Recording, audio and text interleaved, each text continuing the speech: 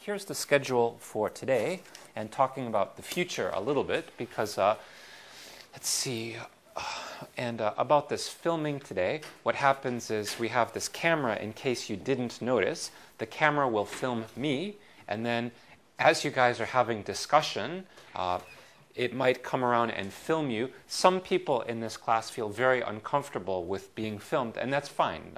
So if you're not comfortable, if the camera comes to you, just do this one. This means don't take my video, and that's fine. There's no pressure. That's perfectly fine. If you're okay, don't do anything, or if you want to give them a big O or something like this one. But like we said, if you're uncomfortable, just give them a big X and they won't film you. This is very important. So this is 찍으면 안 돼 X, 괜찮으면 동그라미, like this one. And then the schedule, we're going to finish Repatriated today, finally. It's taken a long time. The next story we'll talk about is the Chocolate War. And inside our course book, we have a lot of stories. I think what I want to do is skip a couple stories. And then I want to move on to maybe next week or in 2 weeks, I want to move on to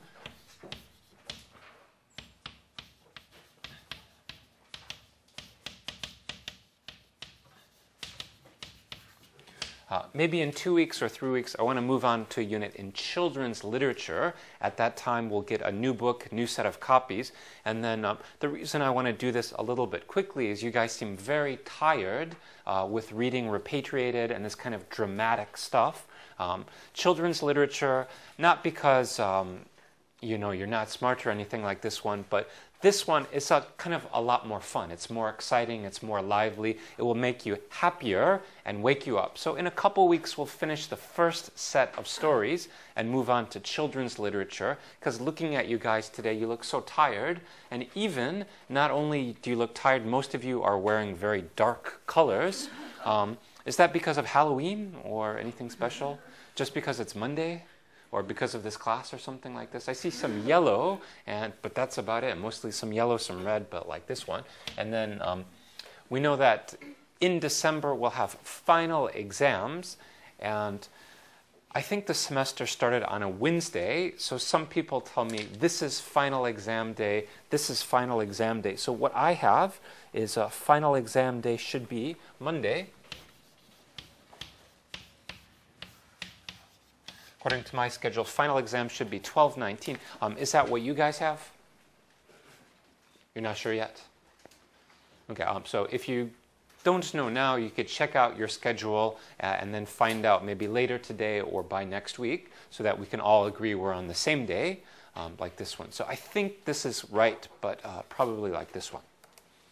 Today is Halloween Day. So we'll talk about Repatriated in a minute. We'll have our discussion.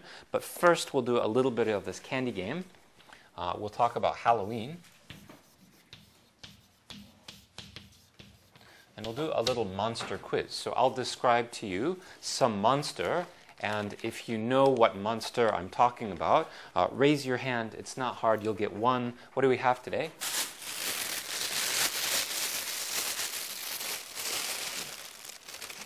We have Tootsie Pops of different flavors, so you can get one Tootsie Pop. So the first monster we have, this is a kind of giant, and there's a Greek story called, I think, the Odyssey. In this story, the hero goes to the island, and then there's this kind of weird giant. It has one eye instead of two, so he stabs the eye and escapes. So what is this famous monster with one eye? Cyclops. Cyclops, yeah. So a cyclops is a one-eyed giant, a cyclops. Okay, so he's got it. Okay, good. And how do you know monsters? All right, good. And this one is in Harry Potter, and it's a kind of, well, it's a monster, but it's a close. He's got it. But actually not a hippogriff, a different one. This one is a kind of monster, but it's a cute monster, a nice monster. Actually, it's a house elf. First, he's working for the Malfoy family. Dobby, that's right. So Dobby, you got a Dobby. Okay, and then there you go. Okay, so Dobby's a house elf, and finally he escapes. This is another Harry Potter monster. This one, it's kind of like a ghost or a devil. It could just grab your soul and suck it out. Dementor, that's right. The Dementors are terrible. If you see a Dementor in Wangshimni, just run away because they'll kill you. They're really bad. And then this one, it's another kind. It's from Harry Potter and many stories. It's half human, the top half, and then the bottom is a horse. So it's half horse, half person. And in Roman stories, in Greek stories, in old stories, they have this. So what is this monster? Half human and half horse.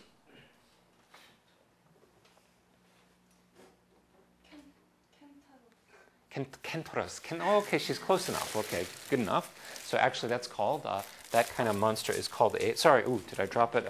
It's called a centaur. So in English we say centaur, half horse, half person. And this is another horse monster. It's kind of almost a holy animal. It's really nice. It's gentle. It doesn't kill, but it could fight. It's a magical horse with a horn.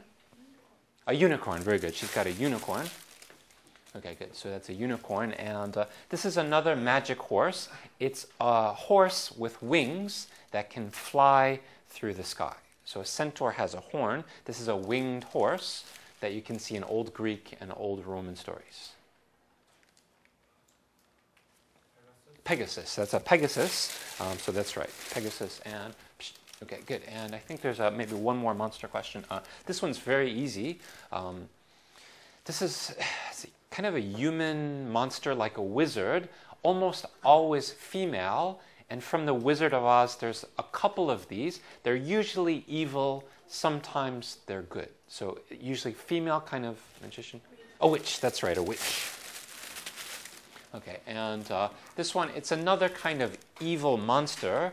If you die and go to hell, you can see many of these. Usually they're red, they have pointy horns, sometimes they have a pitchfork. Goblin. Well, yeah, goblin, but this is the one. It's a small, evil, red creature. Sometimes they come and they say, if you sell your soul to me, I can give you anything you want. So you see these. Devil. It's devil. Come on, it's so easy. It's a devil. It's not that hard. All right, good. And we'll talk about horror movie monsters. There's a famous horror movie series. It's called Friday the 13th. There's a bad guy. He wears a hockey mask and chops people with an axe. What is the name of this guy? Jason. That's right. Jason. Jason is Friday the 13th. Okay, good. And then from another series, Nightmare on Elm Street, there's this burned guy. He wears a red and green sweater. He has these sharp knife thingies on his hand, and he slices teenagers up. Always has to be teenagers. There's a movie where this guy is fighting Jason. It's versus Freddy. So Freddy, you don't know Freddy? Okay, and finally, there's a series called Saw. There's this nasty puppet guy. He has a weird, breathy voice, and he has these big cheeks and a big nose. He looks like Marilyn Manson. So what is the name of the evil puppet guy from Saw? His name is it's Jigsaw. That's Jigsaw. Jigsaw is a pretty nasty guy. All right, good. All right, good. So in a minute here, let me get ready. We'll talk about Repatriated. Blah. And before we start, did everybody finish reading the story? Are you sure? I see a lot of people with their books open, but you're just preparing, you're just reviewing. Sorry. Okay, that's good. So before we start discussing Repatriated, do we have any questions about the story?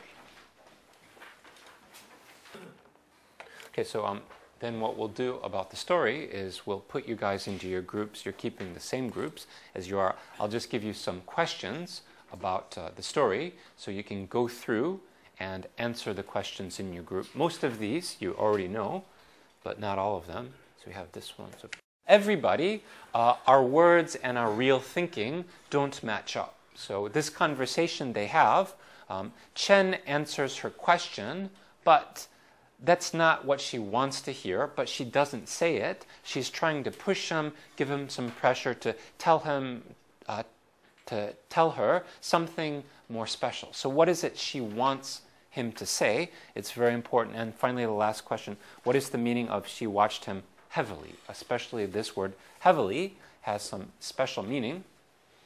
So what I'll do in your groups, you can just answer these questions by talking.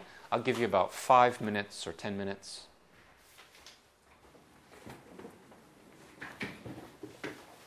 So nobody's talking. So who is this Parisian lady?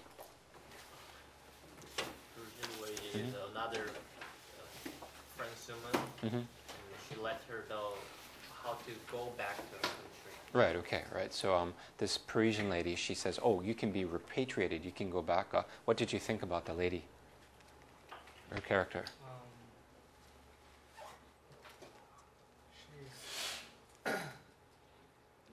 She's fine with the Chinese. She's, okay, so the Chinese like her, okay. Yeah, that's all right. And this character, the Parisian, she's right about here, she's very sophisticated. Did you like her? What did you think about her? So did you like the character? If you met her, do you think you would like her? No, yeah, why not? No, I agree with you completely. I don't like her either. I think she's a troublemaker. She causes problems. She screws up their marriage. So it's very interesting. So yeah, you guys can just answer for a couple minutes. So sort of like the story, the characters, they fall out of love. It's like you guys, I don't know if you ever loved the story, but you're kind of sick of the story, aren't you? Did you finish reading the story? Yeah. You did? Okay, so you guys, so you're pretty quiet. And ooh, look at all these notes. That's great. That's really good. Okay, it's got everything. Okay, good. So, but you don't have much to say about it? That's fine, that's fine. Don't worry about it. Okay, good. And you guys, all right, good. Okay, that's really good. That's great. Okay, look at all these notes. I think it makes it very violent, too, very aggressive towards China. Oh, okay. Habit of gambling and the dirty. I mean, this happens in the Yeah, I don't think so. He stopped for a moment. No. Just began to eat it. Let me correct. Because that really, well, Matilda, she tells Matilda you can do what you want. And if you want to do it, then you can. Because nothing is amusing for a long time. Herself is bad, but in the story, her also bad. So first of all, let me just skip around. Who's the Parisian? So the lady from Paris, we all, well, most of us read about her for our homework. So what we'll do is we'll describe this Parisian. So who can I pick on? So like we said, if the camera comes to you, if you don't want to be filmed, just give them a big X like this one, and you don't have to worry about it. So I'll go through and this group, what did we think about, did you like this character? Oh no, actually most of you didn't read it, or some of you did. Did you read about the Parisian? Yes, we did. You did, okay, so you read that much. So what did you think about the Parisian? I mean, first of all, you guys, did you like her or you didn't like her? We didn't have a stiff opinion about like or dislike, Mm-hmm. but we talked about like she was the key on making Matilda decide whether to stay back and Okay. go back to France. So what role she gives Matilda the information. I asked this group, and they said they didn't like her. They thought the Parisian was not so good. Did anybody else dislike her? The character, the Parisian? Really? Some people, okay, some people. And what did you dislike about her? I didn't like her either. I thought she was bad. I think she is kind of rude. She's kind of rude. Okay, yeah, kind of rude. And then, Kevin, you didn't like her either. What don't you like about the Parisian? He's not serious about marriage. Yeah, okay. So what does she say about her own marriage? Mm-hmm. Well, she said, if you're not amused by her husband, she said, well, she's wearing kind of, how can I say, what kind of dress is she wearing? It doesn't say this word. Sneaky.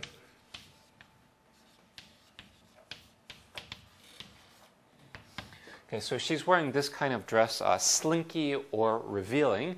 You know that is it the Busan Film Festival? It's finished now, isn't it? So in the beginning, there was a very famous, well, she's not famous. Now she's famous. There was an actress wearing this dress, and it was very revealing. You could see a lot of skin, and people were very, well, some people were very shocked. Other people liked it. I don't know who, but anyway. So she's this French woman, the Parisian. She's wearing a slinky dress. You can see a lot of skin. She's dancing with all the married men. She's smoking a lot. She's a chain smoker. And she's been married for 3 times. She's on her 3rd marriage, and she's just happy, joking, playing. What about Matilda? How many times has she been married? This is her only marriage. She's very young. So Matilda, she's struggling, but this French lady, la la la la la la la, she doesn't care. She's just having fun. She's enjoying her life. Nothing is serious. So this French lady, she's kind of nalari. She's just not that serious. She's not that good. But Matilda, she's struggling. So at least Matilda is like a normal human. The Parisian, she's almost like superhuman. Oh, I'm so good. I'm so special. She's not that good. So the next question is, Matilda says she's afraid. If I see a guy in Wangshimni with a knife and he runs, I will run after him. That's kind of a fear for your life. But Matilda's not scared of a murderer. What is she scared of? What's her fear about? So this group, what kind of fear does she have? It's not, nobody's going to kill her or chase her. What is the nature of her fear?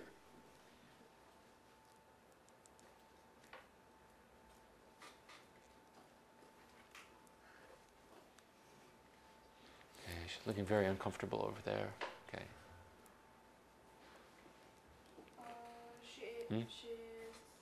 Her fear is like she is the only one who is white, and she is the only one who speaks French like that. Because I think that is the fear. Okay, so the fear is not about her life, about her safety. It's more about being lonely, being alone, being isolated. So it's not a normal kind of fear. Usually we think that's not scary. Anything else about her fear?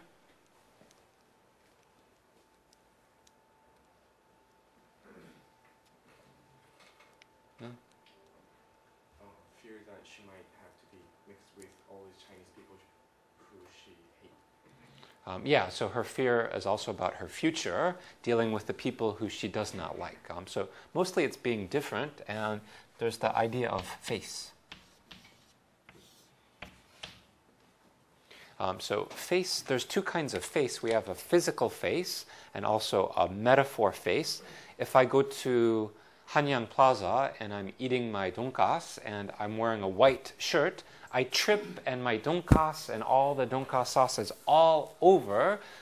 People are looking at me and I feel so stupid. I feel horrible because I have brown sauce everywhere. Nobody thinks I'm bad, but I just feel so bad. So we talk about losing face. You feel bad, you feel uncomfortable. So part of it's about her face, I think. And then, so I said before, if I see Jason with an axe, or if I see Freddy trying to get me, or Jigsaw, he's trying to make me dig a microchip out of my brain with a shovel or something like this one, I would run away. I'd be really scared. But what kind of... Matilda is afraid, so how does she act because of her fear? Yeah, she's nervous. She's uncomfortable. Anything else? Yeah, she's angry. She's uncomfortable. Not really scared, like of a bad guy. Just more what we call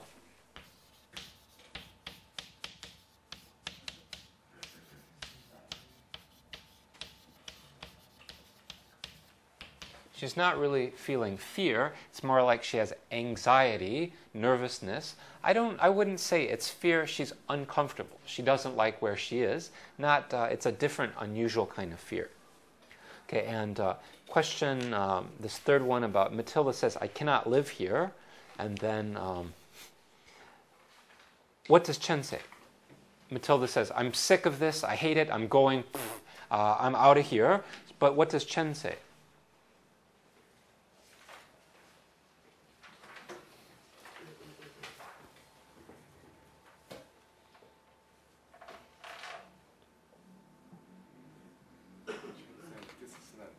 first time you said this, and you know. Okay, so right. So Chen's like, yeah. Pff, I heard it before.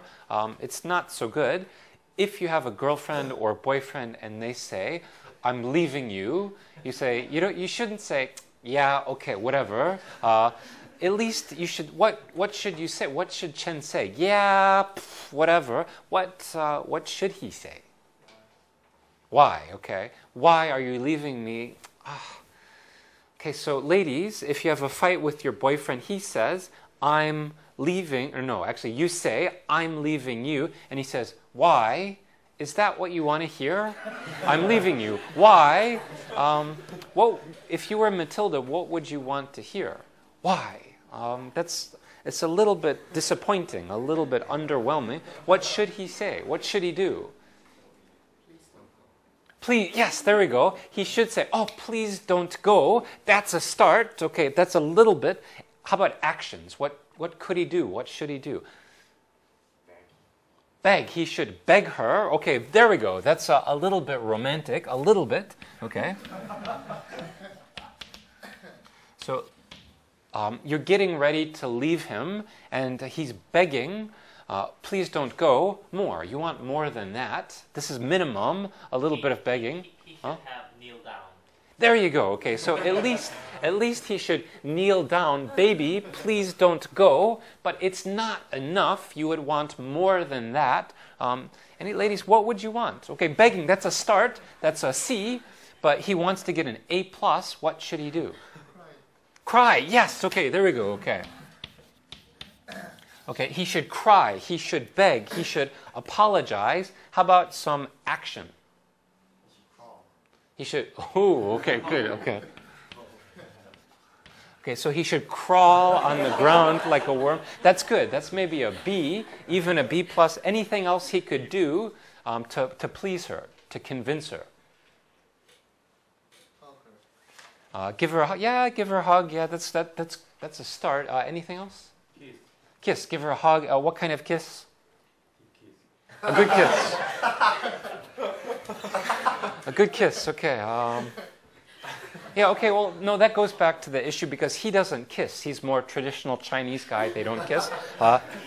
It's easy. She's from France. Should be a French kiss, right? Okay. It makes sense. Anything else he should do to convince her, to show her he's sorry? He should say. I'll kill myself if you leave me. Okay, okay, good. So that's, well, I don't know. Well, I don't know. We'll have to have a little survey. So let's ask a few people. Who can we have? So Zhao Ling, so you're having a fight with your boyfriend, for example. You're getting ready to leave. He says, if you leave, I will kill myself. Will you stay or go? You go, okay, right, okay, because I will die for you. Actually, I don't know about this. I heard a lot of women, they don't like that. They think it's a little bit psycho. So, I love you so much, I'll kill myself. That's,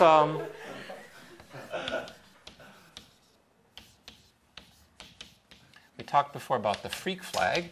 If you see a weird person, you boop, your flag goes up. That will make your freak flag jump up. Oh my God, freak, get away. So anything else he could do? Any other action? Okay, he should change his attitude. So it's the same thing. It happens in many relationships many times. She wants a little action, a little romance, a little excitement. But what does he do? Oh, you're not serious. Okay, whatever. Oh, you're going to go back to France. Okay, we don't have the money. Okay, so his behavior, he's not romantic. It's nothing. We talked about this cartoon last week.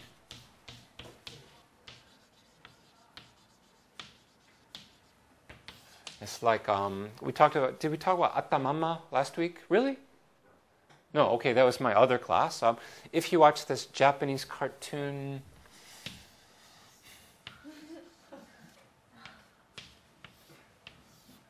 there's this character, Atta Mama. They're an old couple. The guy, they've been married for maybe 20 years or 15 years. The lady, she's always, always talking, always excited. And the guy, he doesn't talk. He just says, That's it. That's all he says. So Chen's response is so bad. It's so lame. It's not romantic. It's not exciting. He needs some more action, something like that. And then she watched him heavily. What does this mean, heavily?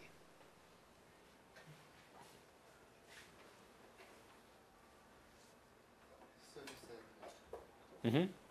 So sad. So sadly, yeah, it could be sadly. Anything else for heavily?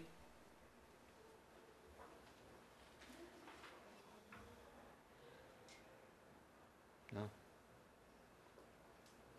So sadly is one candidate. Any other ideas?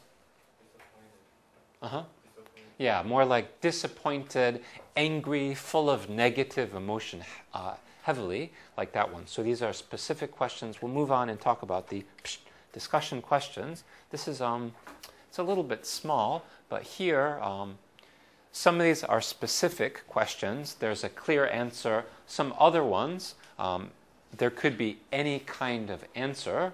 So if we look at these individually, and it's a little bit bright. Can you see the screen okay, or shall we turn off the light? Yeah, so can you guys turn off, I think this one, there's only two. Okay, maybe the other one. Is this okay, or do you want to turn on this backlight? It's kind of romantic. Well, not really, okay. Good, so we have what happens after Matilda returns to France. Are Matilda's recollections of France similar to or different from reality? In other words, Matilda, she's in China. She keeps saying, oh, France, oh, wonderful France, France, France, France. Oh, China, China is bad. But then when she gets back, are her ideas the same as her expectations? What do you think will happen to Chen after the story is over? So this one, there's no perfect answer. You have to think about what's in your head. We don't know. We can't know. What happens to Matilda after the story? And in this story, if you watch The Matrix, for example, there's Smith and Neo. They're always fighting, hero and villain. What about this story? And at the end of the story, the characters decide to separate. Why do they separate? And this one, too, maybe the answer is in the story, but mostly you have to think about it. You have to extrapolate a little bit. And the story ends like this. Matilda's father puts his hairy hand on her, and she's not happy. She kind of, she does this. Dad, don't touch me. Why? Why does she do that? She's waiting and waiting. Finally, she kind of jumps away from her father. And Pearl Buck, we talked about her before. She has a famous novel.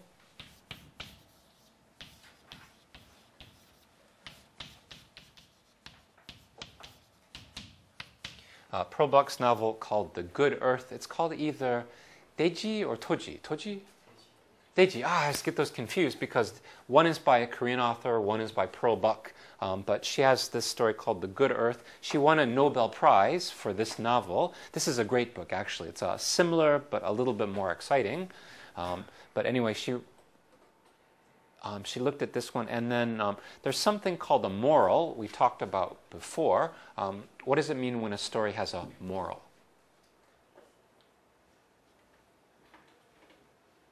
So we did talk about like 흥부 and 놀부. We teach the story to children because the story says you should do this, you shouldn't do this. So this story, maybe it has a moral. You should behave this way, you shouldn't do this one, or a lesson. Maybe yes, maybe no. What might Pearl Buck be teaching us? So for this one, it's the same thing. Like I said, most of these don't have any perfect answer. You have to think about it a little bit, make some ideas. So for this one, I'll give you maybe the same thing, about 10 minutes, if you want to ask and answer the questions in your groups. Yeah, well, that's right. So, but what happens after that? At the end, she's with her father. So after this happens, if there's a repatriated 2, what would happen? So imagine there's more. What might happen to Chen and Matilda after that? So you have to use your imagination a little bit. Mm-hmm.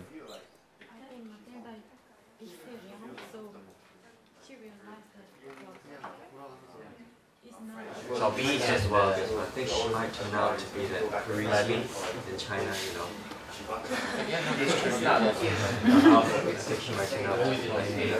got married like 3 times. She cannot fall in love with She might lose her faith in romance, become a realist and pessimistic. She might marry her 4 times. Wow. So you're learning about Kafka? It's not mine. Oh, it was just here? Oh, okay. Oh, okay. I was just going to say, I read Kafka and, oh, Kafka, oh, it's like hell Kafka. Oh, jeez.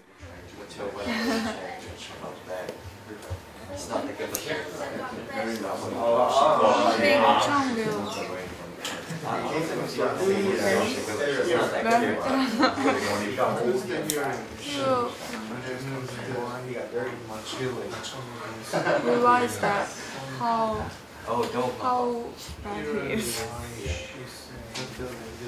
How long did I think he will marry the Chinese man. What did he try to share? No, he wasn't trying to do it like putting his hands on it until she comes back from France. Yeah, without her, Parents are really happy to have her back. Matilda would not go back. What was his fault? View of Matilda, so probably China. What was that tradition? So I kind of more agree with number 1 that Pierre, he was always fat, but Matilda, she's always fantasizing, oh, Pierre, my wonderful Pierre. If he was always fat, why is she fantasizing about him? Any ideas? Because she was in China. Okay, so she was in China. So, but if he's always fat, why does she think like this? Unless she, yeah. Uh-huh. She hated life in China, and so she was making her Keep going. Yes, he's got it. Okay. recollection of Uh-huh. more beautiful than Mhm. the other. Okay, good. So actually, this is a very important thing to understand the story, to understand Matilda and her culture shock, her mind.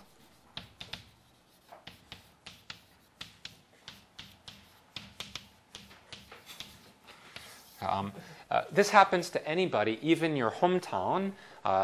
Maybe you're from Gwangju, and then, well, no, that's the problem, because in Wangshimni it's a little bit different. Very few people, they say, oh, they come to Wangshimni and the food is so good, then they go to, no, it doesn't work. It doesn't work with Wangshimni.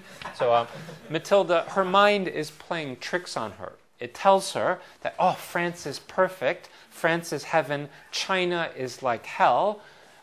It's just her mind, and this happens to lots and lots of people. When we're separated from our families, our hometown, her mind is playing tricks. Pierre, he was never handsome, he was never good looking.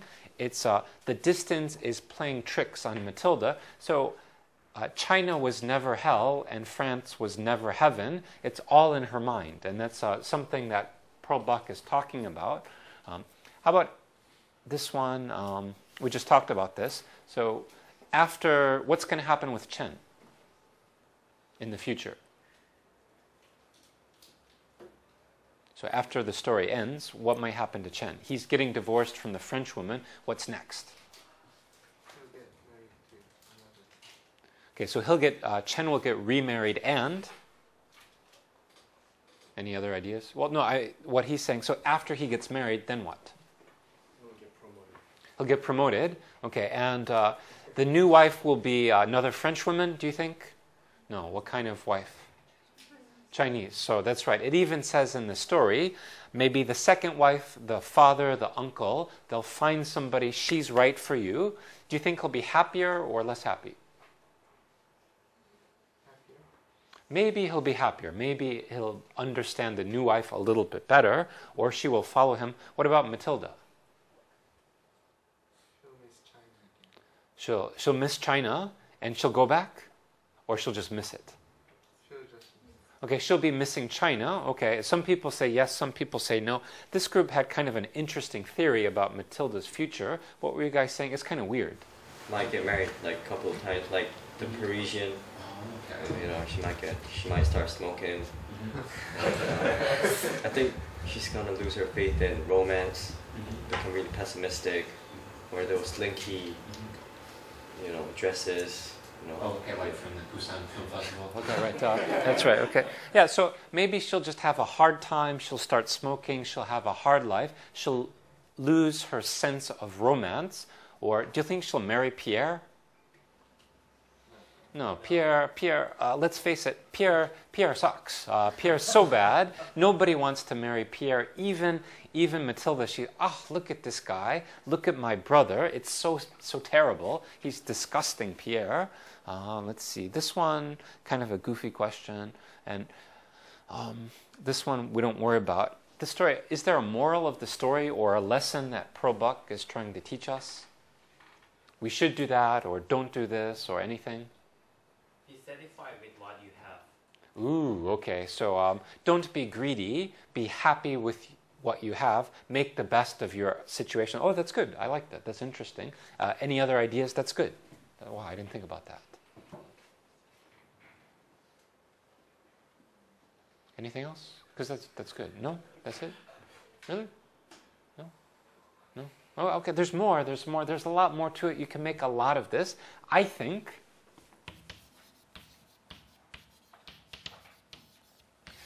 maybe because you're young and I'm old, I think it's kind of a warning about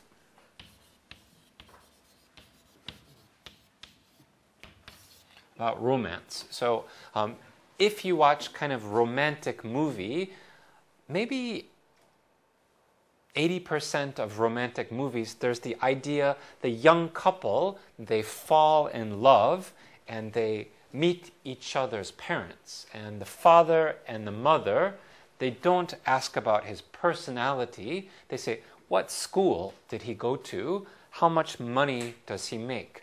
What is his family background? The young woman and young man, they only care about romantic stuff, but usually the mothers and the fathers, they don't care about romance. So something, she's warning us, maybe, what warning is she giving? Oh, no, I'm sorry. You know what? You guys are young. You're more romantic. I'm like, I'm giving you some bad vibe here. So I'll just shut up. I'll just be quiet about it. Never mind. Okay. You should keep your sense of romance. It's a beautiful thing. It really is. So I'll just shut up. And what's that? We're curious. It doesn't matter. It's not important because, yeah, as your parents probably know, if you're 18, 19, 20, they tell you something again and again. You don't listen because you're young, and that's your job. So no, I'm not going to say any negative thing about romance because it's a nice thing. And finally, we talk about the characters themselves. Chen and Matilda, they're not just people, they're metaphors. They have a deep meaning. Matilda means and then Chen means this one. There was no Chen or Matilda. They're metaphors. So what is Matilda? What is Chen? What do they represent? And by the way, in the era of globalization, this story is old, but right now it's kind of very useful metaphor. You might read about this in the news. Especially in the news, there's something called the, what is it? The KUSFGA? Something this is not exactly romantic, but it's somehow related to this one. So what is the issue? Chen is here and Matilda is here. So what do they represent? And there could be more than one answer, but there's one that's kind of simple that comes up once in a while. I think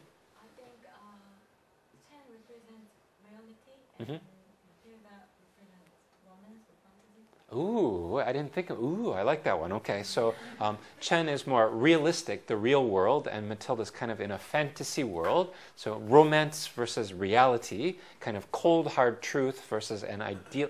Ooh, wow, that's really good. That's excellent. Ooh. So we have reality versus idealism. That's excellent. I didn't think about that. That's, ooh, okay, good. Yeah, that's smarter than my answer. My answer is not so good. So any other ideas, Chen and Matilda, what they might represent?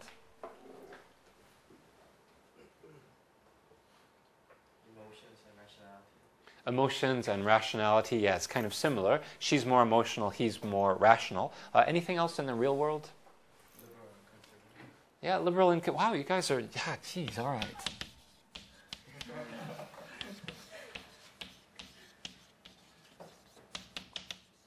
Yeah, that's very nice, actually. I didn't think about this one either, but Matilda's more of a free-flying hippie, and Chen's more concerned about real things. He's more conservative. So yeah, that's another. That's fantastic. Wow, you guys are really good. Anything else? Asian culture against Western culture. Yeah, so I think that's I would say that's the biggest one. But you guys are these are brilliant. That's really good. We might talk about a social rift between the East and the West. Chen is the West. I'm sorry, it's the other way. Chen is East, and Matilda is West. Anything else? That's really good. Everything here is very good. Any other ideas? Confucianism versus individualism. Okay. Ooh, okay. So we have the Asian spirit of Confucianism or collectivism versus Western individualism. So there's all that. Anything else? Alternative husband versus liberal Mm-hmm. wife. Okay, authoritarian husband versus a liberal wife. Yeah, that's good. So you guys have got it. There's another one, which is also from Asian culture. This one you might read about. Familiar? Yeah, so this is what we call, in English anyway, the yin and yang, but two halves of the same coin, two things that fit together. But all of these are real good, and then there's no perfect answer. So they represent something in the real world. What is it? East and West, idealism, conservatism. I don't know what it is, but there are ideals. Basically, that's it. All right, good. So I think that's okay. And so we're finished with Repatriated. Yay, I think you guys are glad. And I saw one student has the book version, the bilingual version. Yeah, okay. So this bilingual version, it has Korean on one side, English on the other. It's pretty nice. So now we'll just, any other comments, questions about Repatriated? No? Okay. So we're finished with that, luckily for you guys. And let me push my magic B button. Psst. All right. So we'll move on to the next one, and it's a little bit weird. So this story said it's a culture story, it's a love story. Repatriated was. The next one we're going to read is called The Chocolate War.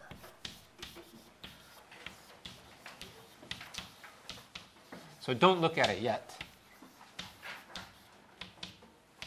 Okay, so The Chocolate War, when I saw the title of this book the first time, I'm like, what's a chocolate war? It doesn't make sense. So before you read anything, don't look at it.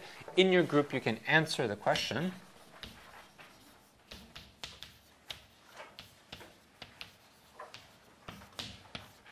So I'll give you a minute or two to answer this question, to come up with some theories. What is a chocolate war? What does the chocolate war mean? You couldn't understand probably until you read the book, but what might this mean, chocolate war? So in your group, I'll give you 1 or 2 minutes. Try to come up with some theories. What could that possibly mean, a chocolate war? That's good. Yeah, that sounds good.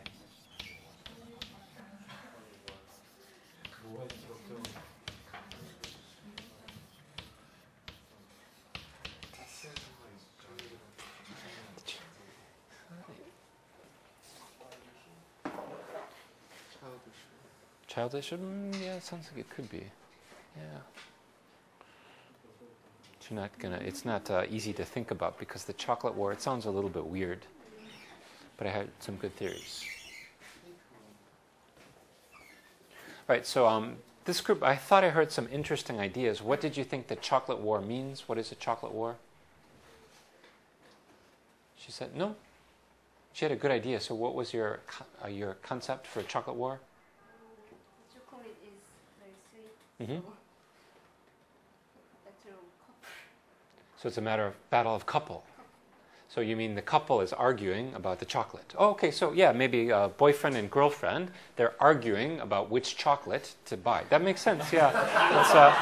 It's perfectly logical. That makes sense. Any other ideas, any other theories what this means, chocolate war? Chocolate is very sweet and it's very important to child, so Mm-hmm. they fight each other Mm-hmm. to have the chocolate. better chocolate. Okay, so the kids are fighting each other. The winner gets the best chocolate. Yeah, that makes sense. Perfectly logical. Good. Anyone else? Any other theories? Somebody said Charlie and the Chocolate Factory. What did you say about Charlie and the Chocolate Factory? Oh, that's all. Okay, that was it. Charlie and the Chocolate Factory. So this one, we'll read about it a little bit later. This is a novel by an author called Robert Cormier. His other book, a classic book, which is in the Hanyang Library, is called I Am the Cheese. And the same thing, I saw this book in so many high school libraries and bookstores, and I thought, I Am the Cheese, that is so stupid. How can you have a book called I Am the Cheese? I would never read that book. I Am the Cheese. Pff, lame.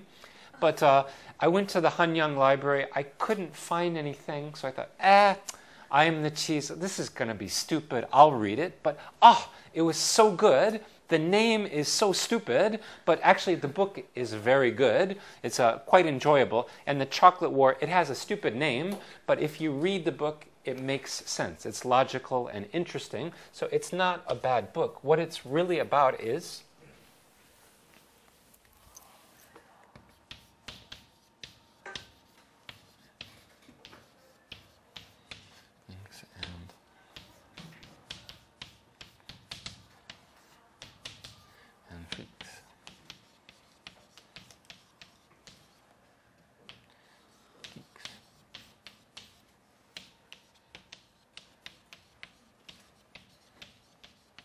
So to preview the story, what it's really about is teen angst. So you know that when you're in high school,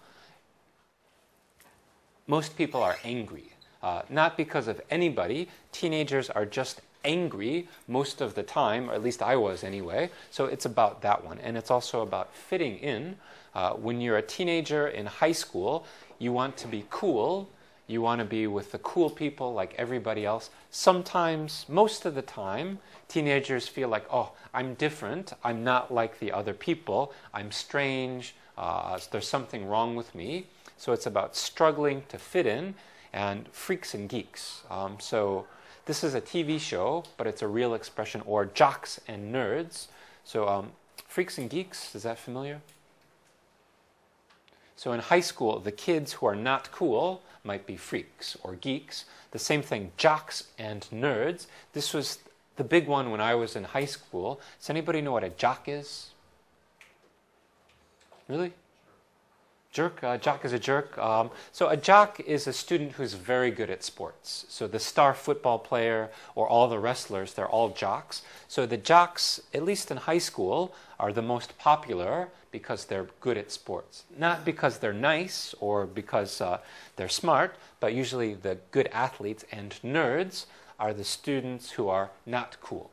So at least among the guys, you have the cool guys, the sports stars, and the nerds. Maybe they're smart and they studied hard. Body is not so good, not cool like this one. So what is usually the relationship between the jocks and the nerds? Jocks normally bully nerds. That's right, exactly. So the jocks, they pick on the nerds. Hey, do my homework, or give me your lunch money, something like this one. And the nerds, they're too weak. They can't protect themselves against the jocks. So it's this one. So it's this story about the struggle being a teenager. So can you think of any story that's similar to this from your Korean or Chinese schools when you're growing up in middle school or high school? Any similar story? Yeah. We have just one shuttle. Mm-hmm. So One shuttle. One shuttle, okay. Yeah, shuttle means a shuttle bus or something like that. Sure. So some jerks and very strong student. Just the bull is very weak student. Okay. And they ask them to buy some candies Sure, or chocolates. Okay. Just with 101. Okay. So we call this just one shuttle. Or Oh, really? Okay. shuttle. Oh, okay. Oh, really? Okay. So everybody knows the story. No, it's just a word. Oh, it's just a word, but the situation, it's common everywhere. Yeah, we have kind of the same thing. So something like this one. So there's there's, I know, one Korean novel that everybody reads in high school or middle school that's a little bit similar, different characters, but the theme is similar, called Our Twisted Hero.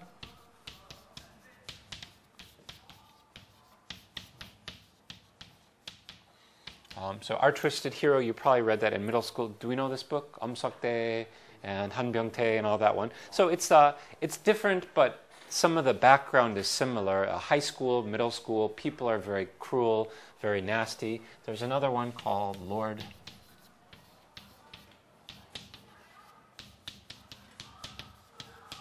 Another famous William Golding book is Lord of the Flies. There's an English school full of boys. They crash on an island by mistake, and they need to work together. But the boys, they abuse each other, they fight each other, they even kill each other because the boys are very cruel, very nasty. So it's a little bit similar. This is a very famous book. This one you would know too. So it's a little bit similar to that in spirit. So we'll preview a little bit of it. And there's the original novel, then there's a movie version. We'll watch a little bit of the movie, I don't know, maybe today or maybe next class. And if we preview some of the vocabulary, first we have the word groin. So groin, does anybody know groin? So it's the muscle that's on the inside of your leg. So here, this is your groin. The inside of your leg, it's a very sensitive area. So if you hurt your groin, it's very painful. And then guts. So guts is your stomach, your spleen, your organs. But if I say, hey, you don't have any guts, where are your guts? It means your bravery, your power. So hey, you don't have any guts, drink this for your birthday. Here, have more makgeolli, have more soju. No, hey, you don't have any guts. So it's sort of like power, bravery, manhood, a little bit like this one. And then if I say, the hell with it. So if I study hard for my exam, but I only get a C, I say, to hell with it, forget it. I hate it, it's disgusting. So the hell with it. I don't like it. Or the same thing, screw it. So you're in line at the Hanyan cafeteria to get your donkas. It takes 20 minutes.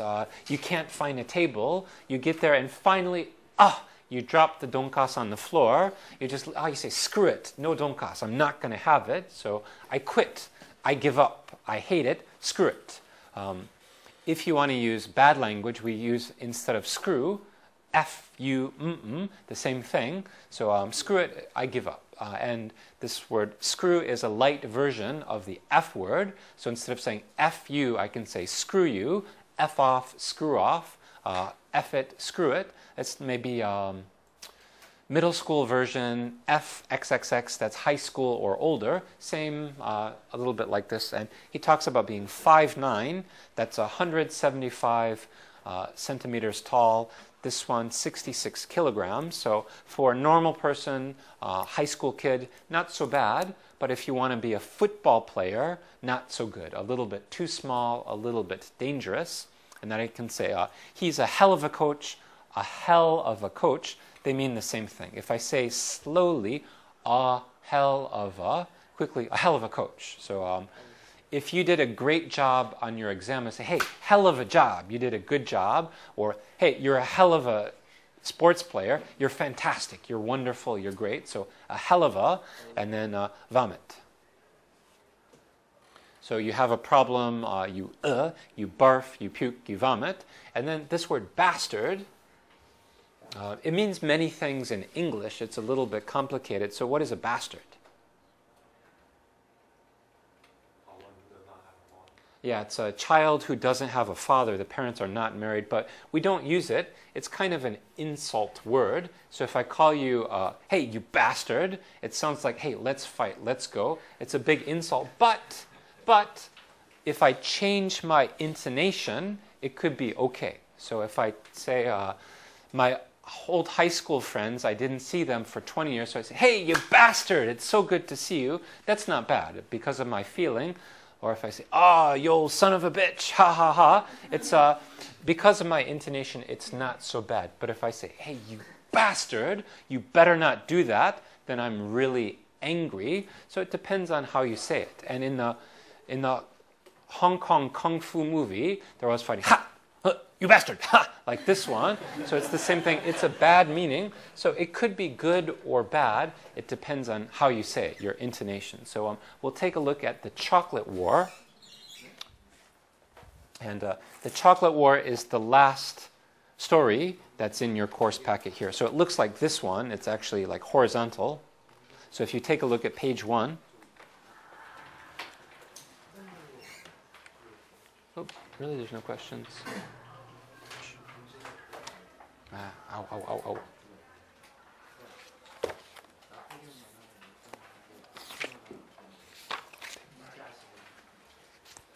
Okay, so I guess, yeah, I can handle it. So take a look at page 1 of the Chocolate War. And I guess I'll just read it out loud. Okay, and everybody has a book. So I'll just read the first half and I'll ask you some questions along the way. So chapter 1, they murdered him. As he turned to take the ball, a dam burst against the side of his head and a hand grenade shattered his stomach. Engulfed by nausea, he pitched toward the grass.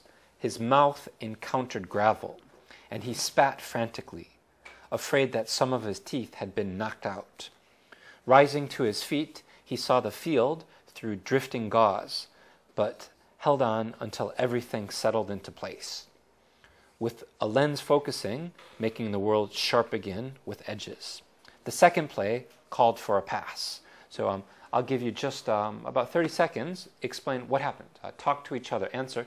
What are they talking about? It doesn't make sense. So in your group, you can just answer the question, what happened in the first paragraph? Yeah, so in your group, answer, what happened there?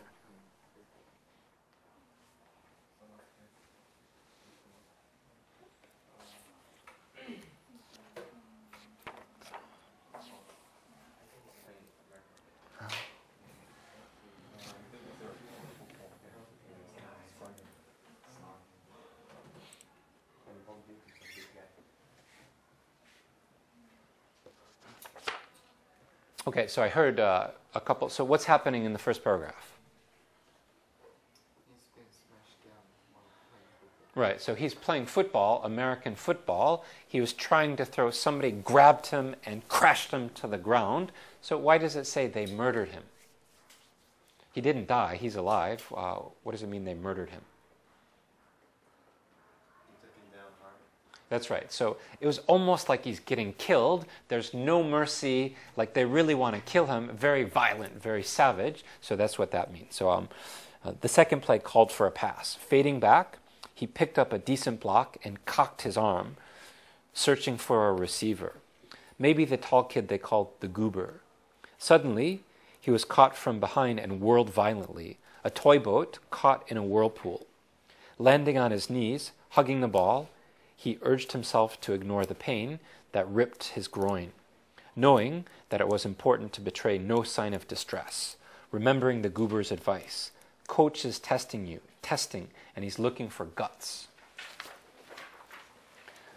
I've got guts, Jerry murmured, getting up by degrees, careful not to displace any of his bones or sinews. A telephone rang in his ears. Hello, hello, I'm still here. When he moved his lips, he tasted the acid of dirt and grass and gravel. He was aware of the other players around him, helmeted and grotesque, creatures from an unknown world. He had never felt so lonely in his life, abandoned, defenseless. On the third play, he was hit simultaneously by 3 of them. One, his knees, another, his stomach, a third, his head. The helmet, no protection at all. His body seemed to telescope into itself, but all of the parts didn't fit. And he was stunned by the knowledge that pain isn't just one thing. It is cunning and various. Sharp here and sickening there, burning here and clawing there. He clutched himself as he hit the ground. The ball squirted away. His breath went away like the ball. A terrible stillness pervaded him. And then, at the onset of panic, his breath came back again.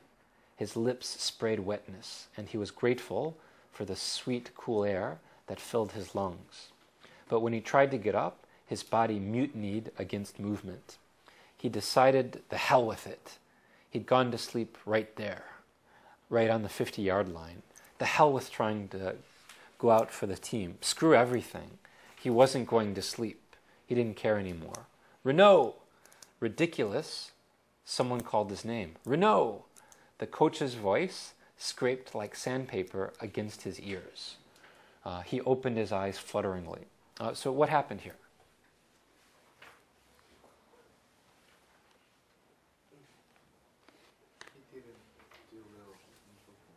He didn't do well in football. Yeah, kind of, right. He got tackled. And what about all this language, though?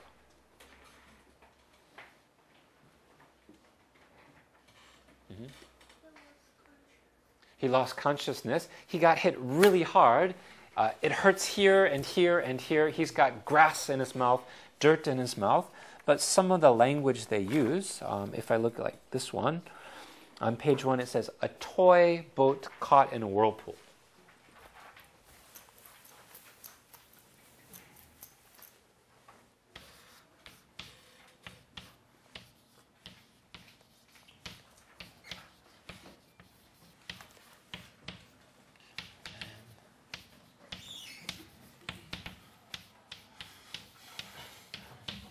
So it says here that Renaud, the player, he's a toy boat caught in a whirlpool. What does this mean?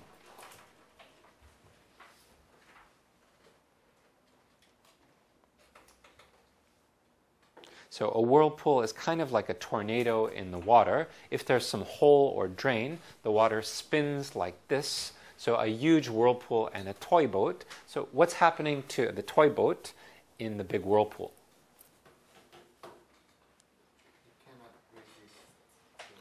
Right, exactly. So the toy boat is very weak and defenseless. The whirlpool is the master. So why did they say this toy boat? What's a toy boat? So Renaud, the character, is a toy boat, and all these big football players, they're like a whirlpool. So he feels like he's going to be killed. He's going to be smashed. But why does he say it, the author, why does he say it this way? He doesn't say Renaud was getting smashed. He says a toy boat in a whirlpool. Why this specific language?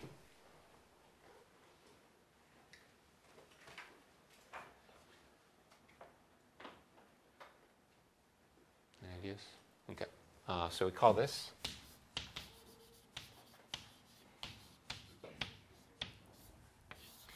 it's kind of imagery. You can develop a picture in your mind, and it's kind of like a symbol or like a metaphor. If I say this one,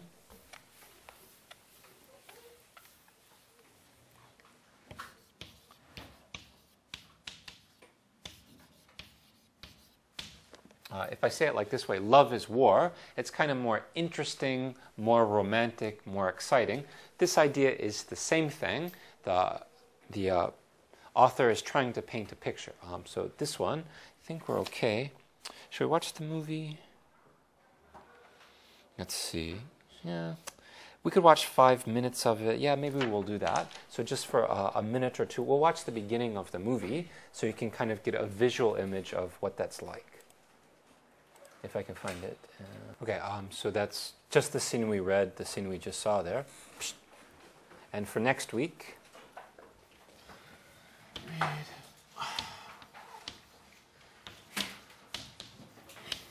okay, so should we read for next week? Should we read 1 chapter or 2 chapters? Any 2? So 2 chapters for next week. So all right. So for next week, we can read chapter 2 and chapter 3. And what we'll do, there's a lot of difficult vocabulary and language, so don't worry about everything.